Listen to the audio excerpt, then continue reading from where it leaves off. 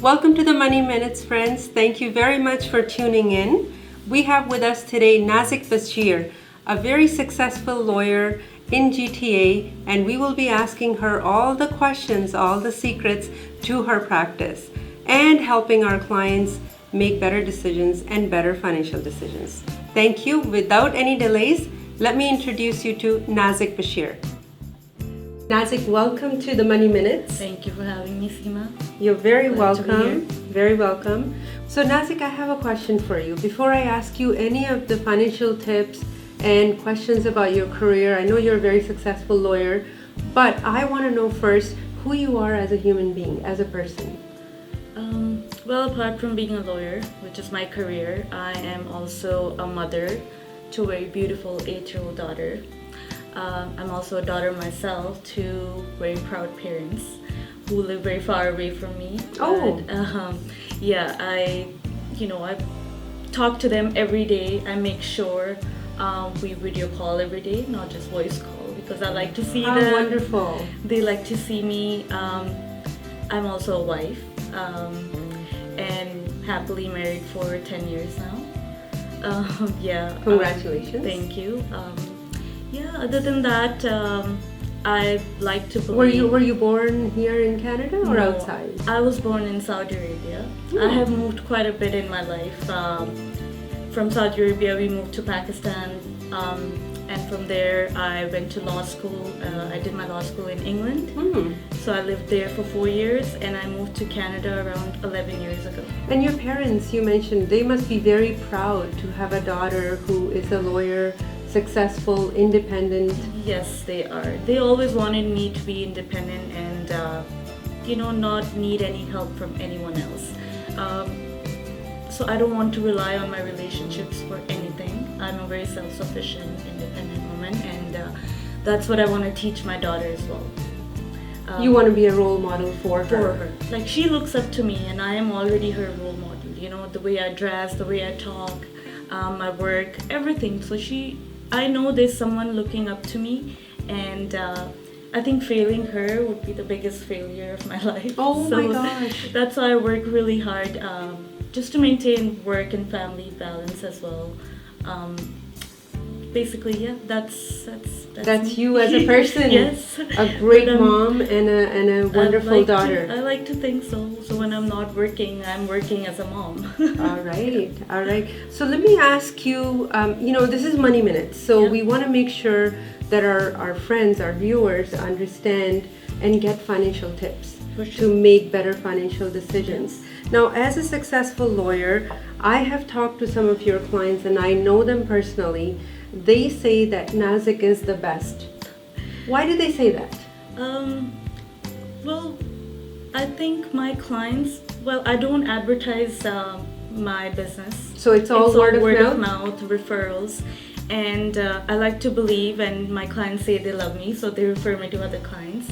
And it's because I think I give them a very personalized, the whole transaction between them and me is between them and me. I don't have other people involved in it. So they can call me, they can message me at 9 at night, and I'll respond to them. So you're available all the time? All the time. You prepare them for what's coming? Yes. So initially I like to, have a phone interview with them just to go over the whole process with them, like buying a home.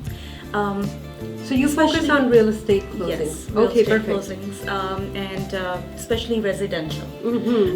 Let's say they have a mortgage and they know that, this is going to be our down payment, but they're not aware of the other costs involved in the whole process. And just a minute, I want everybody to understand that, when you're closing a house and you have down payment ready, that only makes you half ready, right? Half ready, exactly. So there are other costs, like a big example is the land transfer tax here in Ontario. So Nazik, you think land transfer fee is the second biggest cost after down payment for a closing? It is because So see, I want to tell my clients as well that first-time home buyers do get a rebate. So I like to tell them that as well. Just is that a rebate from the government? It is a rebate from the government, and also the government is coming up with new incentives for first-time home buyers. So I would like to explain that to my clients as Can well. you please tell me more about it? Because I have clients that ask me, I do financial planning for clients, and some of them, they would refer their kids to me and say, can you help my children? And when they call me about that rebate and there's mortgage, something that government has just started, can you tell me more about that? So the government is still in the process about the down payment that they would help first-time home buyers. So I can't really talk about that right now because it's still in the process. Okay. But land transfer tax is something, for example, if you're living in the GTA, there's your provincial land transfer tax. And if you're buying a property in Toronto, there's your municipal land transfer tax. So there are two costs. Provincial and municipal. Okay. So other than Toronto, just provincial. But if it's Toronto, so your areas like Scarborough, North York, they're all Toronto now. GTA. So they wouldn't know that there are two land transfer tax payments that you have to make. One to Toronto, one to the Ontario government. So we get your purchase price and we give you a quote just to tell you that, this will be your land transfer tax, and it can go in thousands. So is this a percentage of the price? It is a percentage. It's a percentage of the price, price. yes. And then your rebates can go up to $4,000 for your Ontario.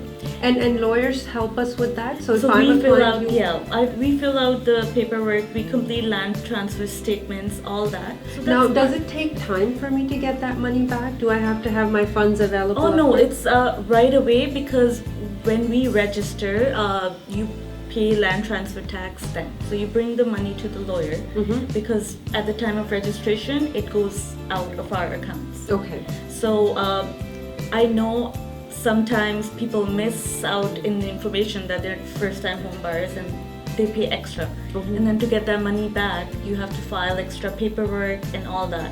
So it's better to tell your lawyer beforehand, yes, I'm a first-time home buyer. And if your client is not telling it, it's good to ask them anyway. And find out. So initially, when you take their information and all that, it's better to get that as well. So you don't make any mistakes. Absolutely. Basically, yes. Absolutely. Yeah. And that's a great deal of support that you're providing to your clients by preparing them for that closing. For what's coming, yes. So what other costs are there in closing? So obviously the legal fees, all the disbursements on your file, the registration costs, title insurance. I would like to talk about title insurance. So with every purchase transaction, or if you're doing a refinance of your mortgage, the lender requires title insurance. Now that covers you and protects your ownership of your property, and then also the lender requires it. So any bank, any lender, private lenders, we will get title insurance. Because it just protects you from any defects that the lawyer doesn't see.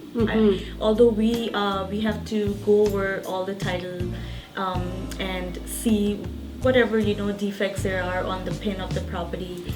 So the title insurance is basically to protect the buyer. The buyer as a homeowner, and then also the lender as the lending institution, like they're lending you money, so they want to be protected as well. Based on that. So title insurance, it's not a big cost, but it's still there, right? It's part of the cost. And it's also obviously related to your purchase price and your mortgage amount. Okay, so that's also a piece of that. It's not a fixed amount, it can go up and down. So initially, when the paperwork comes through, we know the purchase price, looking at the agreement, but sometimes mortgage instructions come at the very end, and that's when we get title insurance. So I have to give them an estimate that this would be the title insurance quote, but we don't know that for sure, which is why I'm always like, this is the approx. I can't give you the exact amount till your mortgage instructions come in, and I know what the principal amount is for your mortgage and all that. But that's another extra cost that most people are not aware of. Very nice. Yes. You know, Nazik, I feel very proud when I see a girl do really well in their career.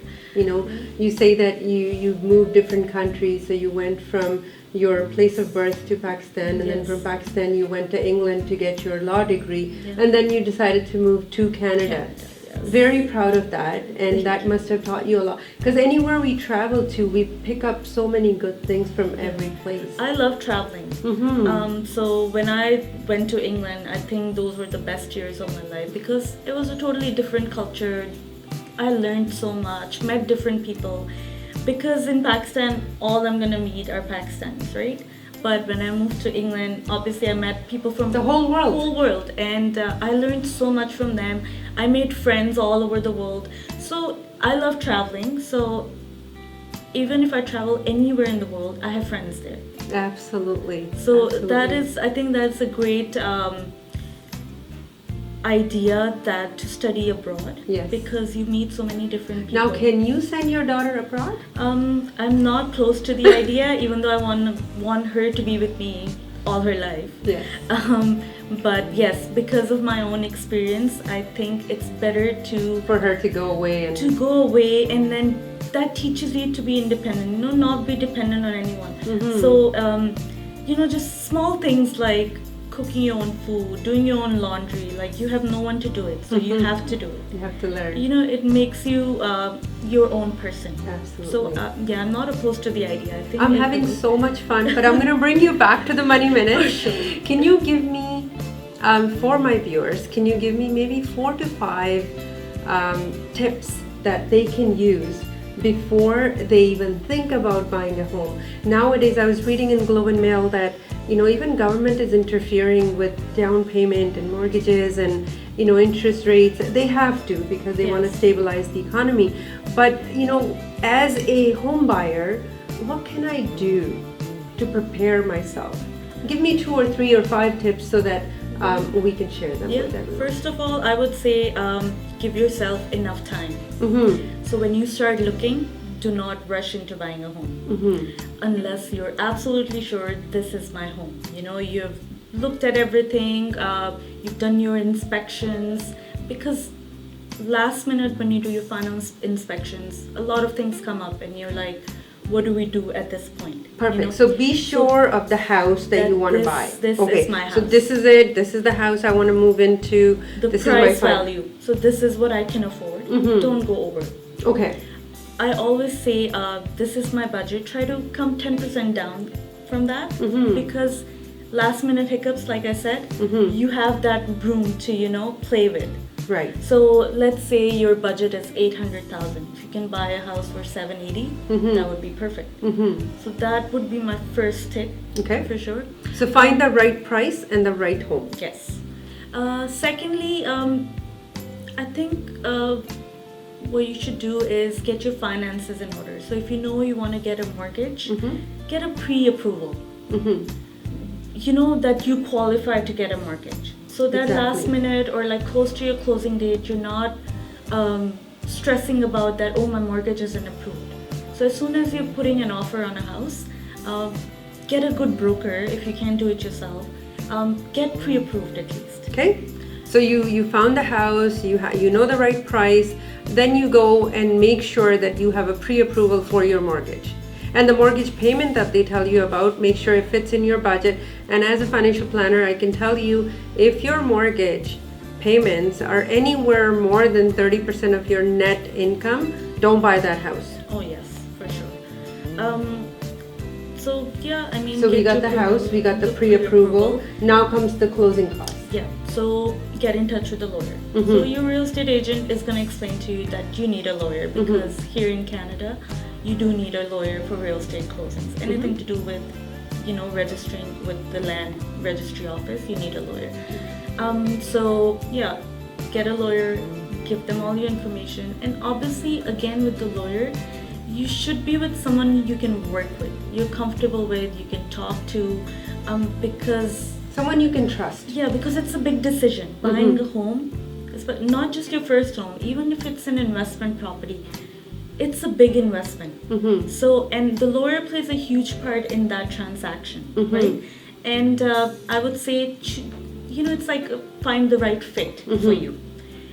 Everyone is great, but it doesn't mean you're gonna fit with one or the other, right? So I would say as soon as you put an offer on the house, it's accepted. Get your approval, and get a lawyer. Because after that, it's all on us to do all the searches, to make sure everything you get is, So once you smooth find and- a professional, then you can give all your worries to that to the professional and yes, relax. You don't have to worry about it. Absolutely. And then work on, your closing. So you make sure if you're selling, you make sure you have arranged for movers, you have arranged for cleaners. If you're moving in, again, make sure. I would just want to stress, like, just give more importance to the fact that get your finances ready. So when the lawyer is like, this is the amount you have to bring in, you're ready. And you fix an appointment with the lawyer, you take a day off, especially on the moving date.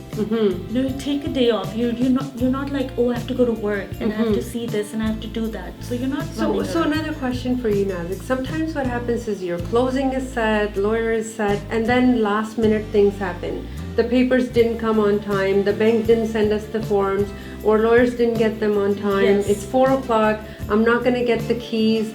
So how do you avoid those kind of It problems? happens a lot because, in a real estate transaction, there's so many parties involved. There's the buyer's lawyer, the mortgage, the lender. Then there's the seller's side. So the seller's lawyer. So there are like so many people involved. Things do happen last minute. My clients, they come to me and they say, oh, we did our final inspection and the fridge isn't working, the dishwasher isn't working, the place is a mess, and then you have to hold off the funds till everything is done. Basically, this So those is the things last are part day. of life. So I always say do the final inspection a couple days before the closing. So all these things can be, handled before the closing date. Right. But yes, it happens. Worst case, we do extensions, a day or two extension, and So that was my thing. I think a lot of my clients, when they go through this experience of changing the date of closing or having the lawyer have bridge financing done Yes. at the last minute, I find that people take a lot of stress. They shouldn't, because there is so many professionals involved. If something does go wrong at the last minute, by the way, professionals, they try their best to not have anything go wrong at the last minute, but if it does happen, don't worry.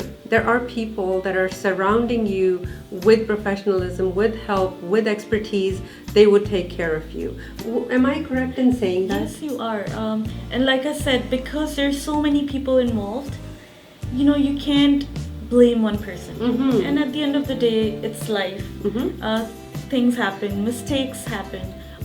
All we can do is like help you out.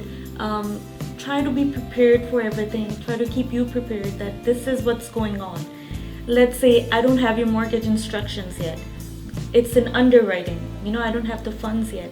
So we try our best, but like this is life. Things and do happen. things do Take it easy.